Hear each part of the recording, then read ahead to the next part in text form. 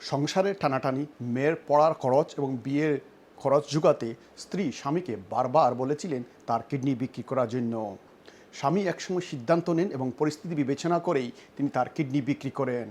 Kidney সব টাকা আসতেই স্ত্রী সব টাকা নিয়ে প্রেমিকের হাত ধরে পালিয়ে গেছেন। ঘটনাটি ঘটেছে ভারতের পশ্চিমবঙ্গে হাওড়া সাকরাইল এলাকায়। স্বামী পিন্টু বেজ প্রথমে থানায় গিয়েছিলেন নিখোঁজ স্ত্রীর সন্ধান পেতে। তিনি একসময় জানতে পারেন স্ত্রী টাকা নিয়ে প্রেমিকের সঙ্গে পালিয়ে গেছেন। পরে স্বামী পিন্টু বেজ হাইকোর্টে হেভিয়াস কর্পাসে মামলা করেন। তিনি মামলায় উল্লেখ করেন স্ত্রী সুপর্ণা বেজ মেয়ের পড়াশোনা এবং তার বিয়ের জন্য অগ্রিম গয়না কেনার জন্য তাকে বারবার বলেছিলেন তার কিডনি বিক্রি করার জন্য। স্বামী তার কিডনি বিক্রি করেছিলেন এবং পেয়েছিলেন 10 লক্ষ টাকা। সেই টাকা হাতে আসতেই স্ত্রী সুপর্ণা বেজ তার প্রেমিকের হাত ধরে পালিয়ে গেছেন।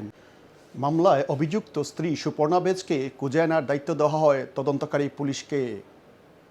কিন্তু সুপর্ণা বেজ আগেই তদন্তকারীর হাতে একটি লিখিত দেন যে তিনি স্বইচ্ছায় ঘর ত্যাগ করেছেন এবং তার প্রেমিক এবং তিনি এখন স্বামী স্ত্রী, তাকে কেউ জোর করেনি। পুলিশের দেওয়া রিপোর্ট অনুযায়ী বিচারক অরিজিৎ বন্দ্যোপাধ্যায় ও অপূর্ব সিংহের ডিভিশন বেঞ্চ মামলাটি খারিজ করে দেয়। আদালত উল্লেখ করে যে স্ত্রী সুপর্ণা দেব তিনি নিখোঁজ নন, তাকে পাওয়া গেছে এবং তিনি স্বইচ্ছায় স্বামীর ঘর ত্যাগ করেছেন বলে তিনি মুচলেখা দিয়েছেন। তাই এক্ষেত্রে হেভিয়াস কর্পাস আর কার্যকর হবে না। Shahidur Rahman Suhel, Birmingham, Bangla TV.